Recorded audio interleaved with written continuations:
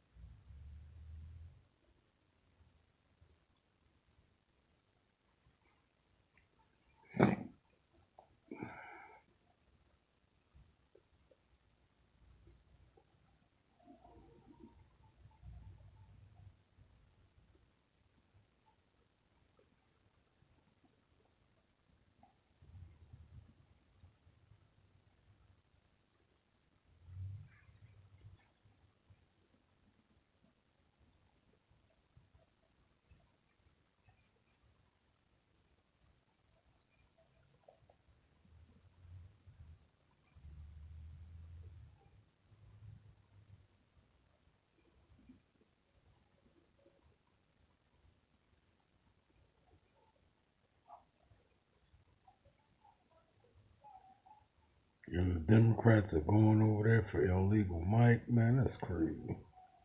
That's crazy, man. Sad, man.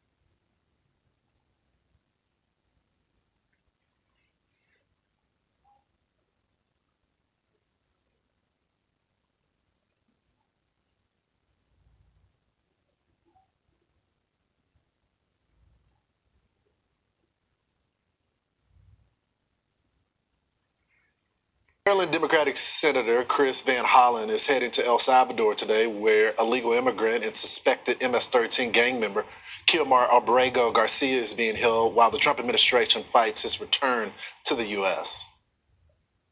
I don't even know if we announced this, but I am planning tomorrow to go to El Salvador